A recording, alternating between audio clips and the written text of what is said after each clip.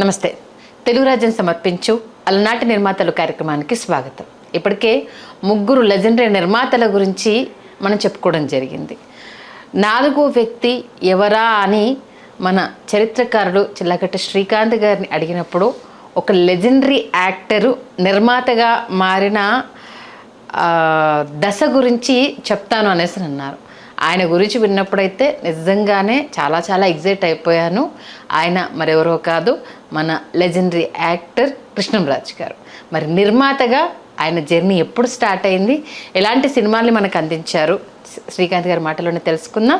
మీరు వెయిట్ చేస్తున్నారు కదా, ఆలస్యం చేయకుండా అడిగేద్దాం. శ్రీకాంత్ గారు నమస్తే. నమస్కారం సంధ్య గారు. నిజంగా అంటే కృష్ణంరాజు గారు ఒక మహానటుడుగా అందరికీ సుపరిచితులు. ఆయన వ్యక్తిత్వం కావచ్చు, ఆయన ఎదిగిన విధానం కావచ్చు, ఇలా చెప్పుకుంటూ పోతే చాలా ఉన్నాయి. ఒక నిర్మాతగా చెప్పే ముందు ఆయన గురించి తెలియని విషయాలు మొదట ఏవైనా ప్రస్తావన చేసి ఆ తర్వాత ఆయన నిర్మాతగా మారిన దాంట్లోకి వెళ్దాం. కృష్ణరాజు గారిని ఎప్పుడు పరిచయం చేసినా రెబల్ స్టార్ కృష్ణరాజు గారిని పరిచయం చేయండి. ఎందుకంటే రెబల్ స్టార్ అనేది ఆయన ఇంటి పేరైంది. ఖచ్చితంగా ఆయన 1940 జనవరి 20వ తేదీన పశ్చిమ గోదావరి జిల్లా మొగుల్తూరులో జన్మించారు. వాళ్ళ నాన్నగారు ఉప్పలపాటి శ్రీ వెంకట సత్యనారాయణ రాజు గారు, ఆయన కుమారుడే ఈయన. చాలా పెద్ద కుటుంబం, జమీందారీ వంశం వీళ్ళది. ఆ మొగుల్తూరులో కోట ఉంటుంది, ఆ కోట వీళ్ళదే అనమాట. ఇక్కడ కృష్ణరాజు గారు వాళ్ళ నాన్నగారు వచ్చి మూడో సంతానం, 5గురు వాళ్ళ అన్నదమ్ముల్లో మూడో సంతానం సత్యనారాయణ రాజు గారు. సత్యనారాయణ రాజు గారు కుమారుడే కృష్ణరాజు గారు. చాలా అల్లారు ముద్దుగా, చాలా గారాభంగా పెరిగారంట కృష్ణరాజు గారు చిన్నతనంలో. అంటే అసలు వీళ్ళందరూ కలిసి, కజిన్స్ అంతా కలిసి స్కూల్కి వెళ్తుంటేనే ఒక రాజుల దండు బయలుదేరినట్టు ఉండేదంట. రాజుల వాళ్ళ ఇంటి నుంచి పిల్లలు వచ్చారు, రాజుగారి పిల్లలు వచ్చారు అనేవాళ్ళంట. అంత వైభవంగా ఉండేదంట. అలాగే కృష్ణరాజు గారు అందరికంటే చాలా మొండివాడట. చాలా ఆ మొండితనం ఎక్కడ దాకా వెళ్ళిపోయిందంటే, ఎవరో వాళ్ళ నాన్నగారి కోసం బాబు సత్యనారాయణ రాజు గారు ఉన్నారని అడిగారంట ఒకరోజు వచ్చి. ఈయన అక్కడ పాలరాతి బల్లలాగా ఏదో ఉంటే దాని మీద పడుకుని ఉన్నాడంట. ఎవరు లేరు, వెళ్ళి అవతలకి వెళ్ళి అన్నాడంటే. అనేటప్పుడు వెనక నుంచి వాళ్ళ నాన్నగారు విన్నట్టు వచ్చి హంటర్తో కొట్టారంటే. హంటర్తో కృష్ణరాజు గారిని కొట్టి ఆ తర్వాత బూతులు మాట్లాడేస్తుంటే ఇంక ఇట్లా కాదు, అసలు చెప్పిన మాట వినట్లేదని చెప్పేసి అక్కడి నుంచి వాళ్ళ పిన్నమ్మ గారింటికి పంపించారంటే. అక్కడ ఈయన కొంచెం క్రమశిక్షణలో పట్టడం, గాడిలో పట్టడం అయిన తర్వాత ఈ ఎస్ఎస్ఎల్సి తప్పటం, మళ్ళీ ఎస్ఎస్ఎల్సి రాయటం, ఎన్ని పియూసి ఎన్ని జరుగుతుండగా వాళ్ళ నాన్నగారు ఏమీ అనేవారు కాదంట అసలు కృష్ణరాజు గారు. నీ ఇష్టం, నీ జీవితం అని విడిచిపెట్టేశారండి. ఒకరోజు కృష్ణరాజు గారు నేను హైదరాబాద్ వెళ్తాను, హైదరాబాద్ వెళ్ళి చదువుకుంటాను, ఇక్కడ భద్రకా కాలేజ్ అని అక్కడికి వచ్చి అక్కడ బీకామ్లో జాయిన్ అయ్యారు. అది నత్తనడికే సాగుతోంది. ఈలోపు ఏం చేశారంటే రాయల్ స్టూడియోస్ అని చెప్పి మన అబిడ్స్లో రాయల్ స్టూడియోని ఒక ఫోటో స్టూడియో పెట్టారు. ఈయనకి 14వ ఏట నుంచి కెమెరాలు, తర్వాత ఫోటోలు తీయాలి పిచ్చి బాగా ఉండేదట. ఓకే. దాంతో ఆయన దాన్ని ప్రారంభించి రకరకాల ప్రయోగాలు చేస్తుంటే ఒకరోజు ఈయన అసిస్టెంట్ వచ్చి మిమ్మల్ని ఫోటోలు తీస్తానన్నాడంట. ఈ స్టూడియోలో ఉన్న అసిస్టెంట్ కృష్ణరాజు గారు, మిమ్మల్ని వివిధ రకాల యాంగిల్స్ నేను ఫోటోలు తీస్తున్నాను. ఫోటోలు తీసి ప్రింట్స్ తీసిన తర్వాత ఆంధ్రరత్న అని పత్రిక ఉండేది, మూర్తిరాజు గారిని, ఆయన కృష్ణరాజు గారికి బాబాయ్ వరుస అవుతారు. ఓకే. ఆయన వచ్చి చూశారంట. నువ్వు అచ్చం సినిమా హీరోలాగా ఉన్నావు అంటే 6 అడుగుల పైన ఎత్తు, 23 ఏళ్ళు వచ్చేసినాయి అప్పటికే, ఒక పరిపూర్ణమైనటువంటి ఒక యువకుడు అనమాట. అప్పటికి పంపిద్దాం సినిమా వేషాల కోసం ఫోటోలు పంపిద్దాం. అలా పంపిస్తే అది తేనె మనసులు ఆడిషన్స్కి రమ్మన్నారనమాట. ఓకే. ఆదుర్తి సుబ్బారావు గారు అంతా కొత్త వాళ్ళతో తీస్తూ తేనె మనసులు రమ్మంటే రిజెక్ట్ అయిన వాళ్ళు కృష్ణరాజు గారు, హేమమాలిని గారు, జయలలిత గారు, వీళ్ళందరూ రిజెక్టెడ్. ఇంతమంది మీకు చిరంజీవి గారి నాన్నగారికి వేషం ఉంది ఇందులో. కొండదెల వెంకటరావు గారు ఒక అద్భుతమైన వేషం వేయాలి ఇందులో. ఓకే. ఆయనని విశ్వనాథ్ గారు స్టిల్స్ తీశారు. వెంకటరావు గారు స్టిల్స్ విశ్వనాథ్ గారు తీసి, విశ్వనాథ్ గారు ఆ సినిమాకి అసోసియేట్ డైరెక్టర్. మీరు సెలెక్టెడ్ అండి, హీరోయిన్ బ్రదర్ క్యారెక్టర్, 2 హీరోయిన్లో ఒక హీరోయిన్కి ఒక త్రూఅవుట్ బ్రదర్ క్యారెక్టర్ ఉంది, ఆ క్యారెక్టర్ మీరే చేయాలి అని చెప్పి పంపించారంట. కానీ ఇంటికి వచ్చిన తర్వాత ఆయనకి పాపము తోబుట్టువులు ఎక్కువ మంది, కొంచెం వాళ్ళ బాధ్యతలు ఎక్కువ ఉండటంతో వెంకటరావు గారు వెళ్ళలేకపోయారు. ఓకే. అలా వెంకటరావు గారు తేనె మనసుల్లో అవకాశాన్ని మిస్ చేసుకున్నారు. అది ఇంకొక కథ. ఇక్కడ కృష్ణరాజు గారు, జయలలిత గారు, హేమమాలిని గారు రిజెక్టెడ్, సంధ్యారాణి గారని వాళ్ళు చేశారు. కృష్ణ గారు, రామ్మోహన్ గారు సెలెక్ట్ అయ్యారు. ఇక్కడ అయిన తర్వాత కృష్ణరాజు గారు చాలా జోవియల్గా తీసుకున్నారు. ఆయన చాలా పాజిటివ్ యాటిట్యూడ్ అండి. నేను చాలా తక్కువ సార్లు చూశాను కృష్ణరాజు గారిని. ఒకసారి ఒక వేదిక మీద నేను వ్యాఖ్యాతగా వ్యవహరించి, ఆయన త్రూఅవుట్ ఆయన సెంట్రల్ మినిస్టర్గా ఉన్నారు అప్పుడు, సెంట్రల్ మినిస్టర్ అయిపోయిందో టర్ము, ఆ త్రూఅవుట్ ఈవెంట్ ఆయన చాలా నన్ను ఎంకరేజ్ చేశారు. చేసి ఆయన పట్టుబట్టి నాకు సన్మానం చేశారు ఆ రోజు. అంత బాగా చేసావు ఫంక్షన్ అని చెప్పేసి మేమందరం కలిసి, ఆయన ఎప్పుడూ సన్మానం చేయించుకోలేదంటండి కృష్ణరాజు గారు. ఆయన సన్మానం చేయడమే తప్ప ఆయన ఎప్పుడు సన్మానాలు చేయించుకోవాలి. ఆ రోజు మేమందరం దాదాపు పట్టుబట్టి కృష్ణరాజు గారికి కనీ విని ఎరుగని ఘన సన్మానం ఒకటి చేసాం. ఓకే, అది వేరే కథ. ఇక్కడ కృష్ణరాజు గారు వెరీ ఫ్రెండ్లీ అండ్ ఆల్సో చాలా న్యాచురల్ గోయింగ్. అంటే ఈ పొగరబోత్తనం, ఈ గర్వం, ఈ మొండితనం, ఈ మంకు పట్టుదల ఇవన్నీ ఏంటంటే షేపప్ అయ్యారు. ఆయన షేపప్ అయిన తర్వాత ఏంటంటే ప్రత్యేగాత్మ గారు పరిచయం అయ్యారు ఆయనకి. ఈయన చెన్నైలో ఏం చేశారంటే, సరే తేనె మనసులో మనకు వేషం లేదు, కృష్ణా హోటల్ ఉండేది, అక్కడికి వెళ్ళి ఒక సూట్ రూమ్ తీసుకొని అక్కడ ఈయన స్టే చేయటం మొదలుపెట్టాడు. పెట్టి పాండీ బజార్ రావటం, అక్కడ పాండీ బజార్కి వచ్చిన తర్వాత అక్కడ మొత్తం ఆర్టిస్టులు అందరూ పరిచయం కావటం, వాళ్ళందరూ సాయంత్రం టీ కాఫీ టిఫిన్లకు కూడా ఇబ్బంది పడుతుంటే ఈయన వాళ్ళ ఖర్చులు భరించడం, ఒక గ్యాంగ్ తయారైంది ఈయన కోసం. ఈవినింగ్ అయ్యేటప్పుడు కృష్ణరాజు వస్తాడు. ఇక్కడ ఎంకే రాజు గారని ఆదుర్తి సుబ్బారావు గారి సినిమాలకి ఆయన కెమెరామెన్, ఆయన పరిచయం అయ్యారు కృష్ణరాజు గారు. ఆయన బంధువు అవుతారు. అరే రే నువ్వు ఇట్లాగా వచ్చావా అని చెప్పేసి ఆయన ప్రత్యేగాత్మ గారి దగ్గర తీసుకెళ్ళారు. ఇట్లా ఆదుర్తి సుబ్బారావు గారి సినిమా రిజెక్ట్ అయిందని చెప్పారు. ఆయన అయిన తర్వాత ప్రత్యేగాత్మ గారి దగ్గర తీసుకెళ్తే ప్రత్యేగాత్మ గారు చూసి, బాగున్నావు, నేను సినిమా స్టార్ట్ చేస్తే నీతోనే చేస్తాను, ఈలోపు నాటకాలు నాటికలు అట్లాంటివి ఏమన్నా ఉంటే వేస్తూ ఉండంటే ఆయన పరివర్తన అని ఒక నాటకం ఆత్రేయ గారిది. అందులో ఆత్రేయ గారే వేసిన కవిపాత్ర ఉంది, అది వేసి ఆయన మొత్తం వాడి మహల్ అనమాట. మొత్తం ఈయన ఇన్విటేషన్స్ పంచిపెట్టి అందరిని ఇండస్ట్రీలో ఉన్న వాళ్ళందరినీ పిలిస్తే చూశారట. వచ్చి చూసిన వాళ్ళు ఏంటంటే నెక్స్ట్ పిలిచి వేషాలు, అది సంప్రదాయంగా ఉండేదండి. చెన్నైలో ఏంటంటే వాణి మహల్లో ఈ ఆంధ్రప్రదేశ్కి సంబంధించినటువంటి వాళ్ళు, మరీ ముఖ్యంగా ఏంటంటే హైదరాబాద్ నుంచి ఆర్టిస్టులు వెళ్ళేవాళ్ళు, విజయవాడ నుంచి గుంటూరు నుంచి ఎక్కువ మంది ఆర్టిస్టులు వచ్చేవాళ్ళు, తర్వాత వైజాగ్ విజయనగరం నుంచి వచ్చేవాళ్ళు ఆర్టిస్టులు. వీళ్ళు ఏం చేసేవాళ్ళు అంటే ఈ వాణి మహల్లో వాళ్ళ నాటకం కానీ నాటిక కానీ వేసి పిలిచేవాళ్ళు ఇండస్ట్రీలో ప్రముఖుల్ని. ఇండస్ట్రీ ప్రముఖులు చూసి వీడు కమెడియన్గా బాగుంటాడు, వాడు క్యారెక్టర్ ఆర్టిస్ట్గా బాగుంటాడు, అట్లా సెలెక్ట్ చేసుకునేవాళ్ళు. ఓకే, చేసుకునే క్రమంలో ఏంటంటే వాస్తవానికి కృష్ణ గారు హీరో అయిపోయారు తేనె మనసుల్లో. వీళ్ళంతా ఒక బ్యాచ్ అనమాట. కృష్ణ గారు, కృష్ణరాజు గారు, శోభనబాబు గారు అంతకుముందే హీరో, అప్పటికే ఆయన ఆర్టిస్టు. తర్వాత చంద్రమోహన్ గారు, రామ్మోహన్ గారు, ఇట్లా ఇది ఒక వీళ్ళందరిది ఒక దశ. ఓకే, వీరాభిమన్యులో ఆయన యాక్ట్ చేయాలి. అక్కడ డూండి గారు, వి మధుసూదన్ రావు గారు ఈయన చూసి ఆంధ్ర క్లబ్లో ఒకసారి రేపు వచ్చి ఆఫీస్కి వచ్చి కలువు అని చెప్పారంట వి మధుసూదన్ రావు. ఈయన వెళ్ళాడు. వెళ్తే పొద్దు నుంచి మధ్యాహ్నం దాకా వెయిట్ చేయించారంట. ఆయనకు ఈయన వచ్చాడని తెలియదు, వాళ్ళకి పైన ఎక్కడో ఉంటారు కదా. వి మధుసూదన్ రావు గారు కిందికి వచ్చి లంచ్కి వెళ్తే, అరే నేను రమ్మన్నాను కదా, సరే అని ఇంటర్కంలో ఫోన్ చేసి డూండి గారితో చెప్పాడంట. పైకి వెళ్ళి డూండి గారు ఉంటారు కలువు అని, ఒక అబ్బాయిని పంపిస్తున్నాను, నన్ను మీరు కూడా చూశారు, ఒకసారి మళ్ళీ చూడండి అంటే ఆయన పైకి వెళ్ళారంట, చూశారంట, చెప్తానన్నారంట. బయటకు వచ్చారంట డూండి గారు. బయటకు వస్తే నేను వెయిట్ చేశాడు కదా అప్పటిదాకా, అక్కడ టేబుల్ మీద 555 సిగరెట్ ప్యాకెట్ ఉందంట. డూండి గారు రాగానే ఎవరిదా 555 సిగరెట్ ప్యాకెట్ అంటే నాదే అన్నాడంటే. ఆ మెయింటెనెన్స్, ఆ రేంజ్ మెయింటెనెన్స్.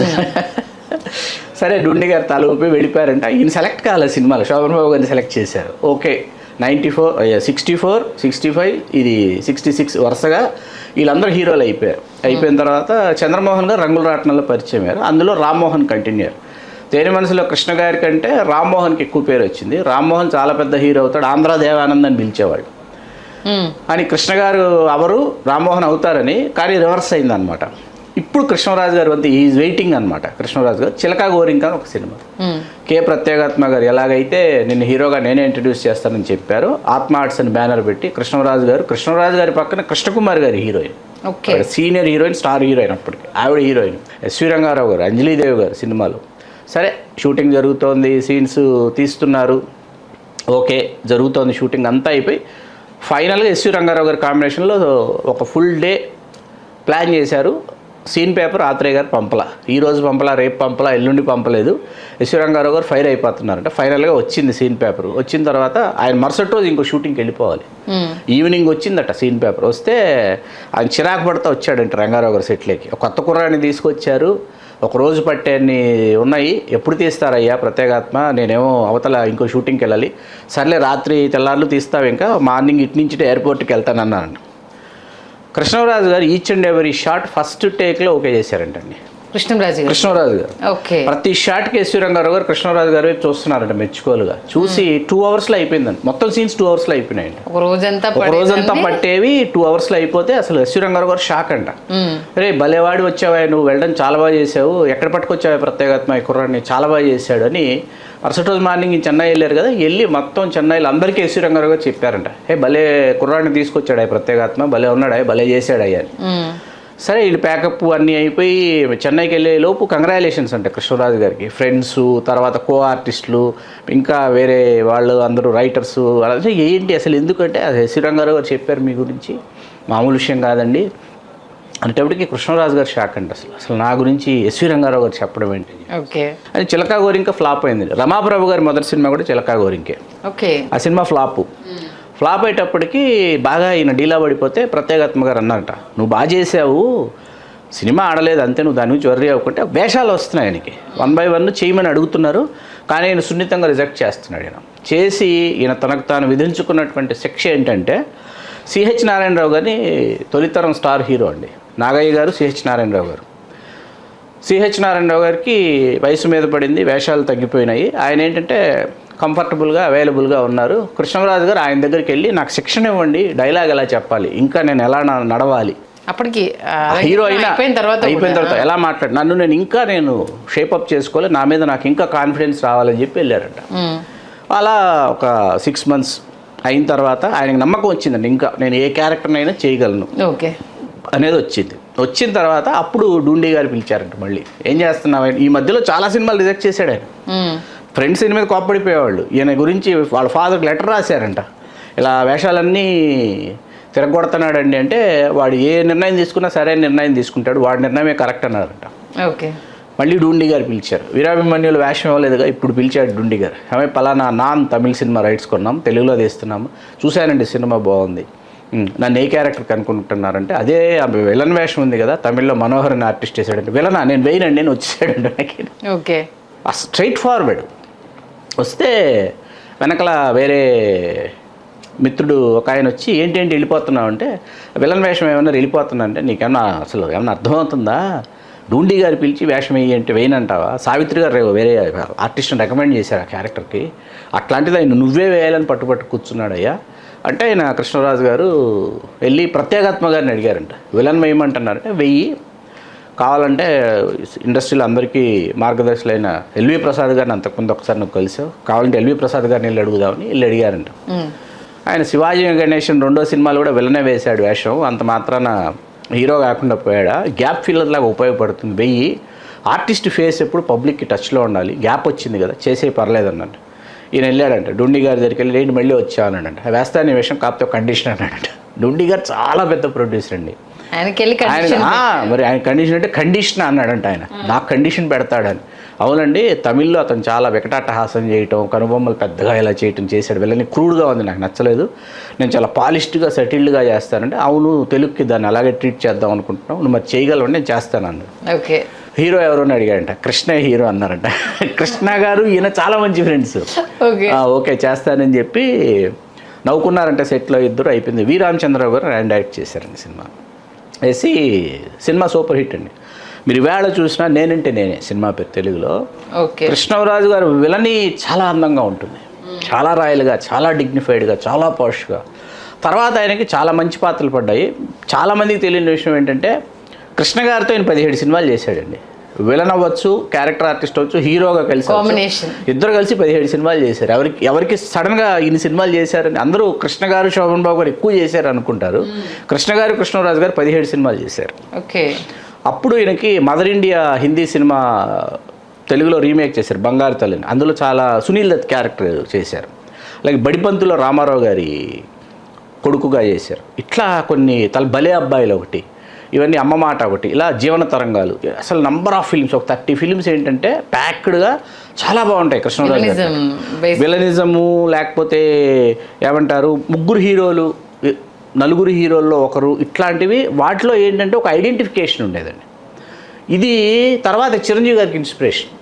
కృష్ణరాజు గారి పాష్ విలన్ ఏదైతే చేశారో, ముగ్గురు హీరోలు ఉన్నారు, ముగ్గురులో మూడోవాడు అనుకోండి, హీరోయిజం ఎలా చూపించాలి, విలన్లో హీరోయిజం ఎలా చూపించాలి, ఇట్లాంటిది తర్వాత చిరంజీవి గారికి ఇన్స్పిరేషన్ కృష్ణరాజు గారు.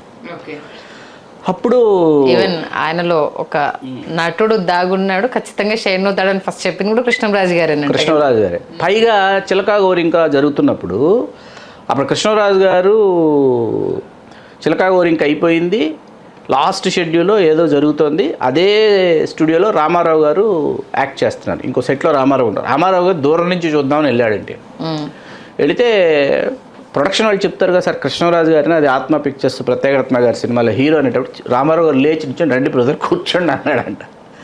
ఓకే. కృష్ణరాజు గారికి అర్థం కాలేదండి. ఆయన ఏమో అప్పటికే ఆంధ్రుల ఆరాధ్య దైవం అప్పటికే. అట్లాంటిది ఆయన లేచి నించుని రండి బ్రదర్ కూర్చోండి అంటే రామారావు గారు కూర్చుంటే ఈయన కూర్చుందామని చూస్తున్నారంట. బ్రదర్ కూర్చోండి బ్రదర్ అన్నాడంట. కృష్ణరాజు గారు కూర్చున్న తర్వాత రామారావు గారు కూర్చుని చెప్పండి బ్రదర్, మీ గురించి చాలా విన్నాం, రంగారావు గారు మీ గురించి భలే చెప్తున్నారు, చాలా బాగా చేశారండి. ఓ ఎస్వి రంగారావు గారు ఈయనకు కూడా చెప్పారని నా గురించి అనుకుని నేను ఇంక బయలుదేరుతానండి అన్నాడు. ఏంటి ఆ తొందర ఏంటి, ఉండండి బ్రదర్ అంటే, లేదండి స్టేషన్కి వెళ్ళి నాన్నగారిని తీసుకురావాలి, నాన్నగారు వస్తున్నారు అన్నాడంట. సరే బ్రదర్ వారిని మా ఇంటికి తీసుకురండి, పెద్దవారు చూసి సంతోషిస్తారని అన్నాడంటే రామారావు గారు. ఈయన వెళ్ళి స్టేషన్కి వెళ్ళి ఎన్టీ రామారావు గారు ఇంటికి తీసుకురమ్మన్నారు అన్నాడంట.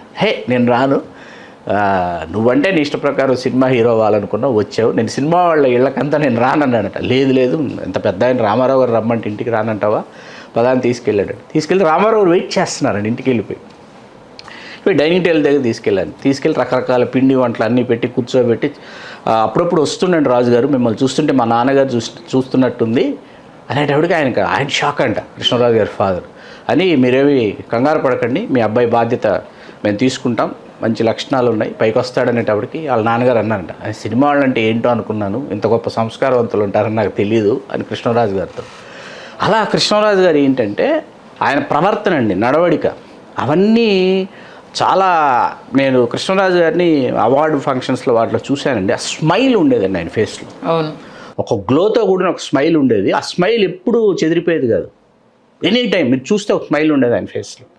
చాలా కాన్ఫిడెన్స్ లెవెల్స్ అన్నమాట, పాజిటివ్ ఎనర్జీ. ఆయన నడిచి వస్తున్నా, మనం వెళ్ళి ఎదురుపడి మాట్లాడించిన, పలకరించిన, ఆయన రిసీవ్ చేసుకున్న ఒక పాజిటివ్ వైబ్రేషన్ కృష్ణరాజు గారు.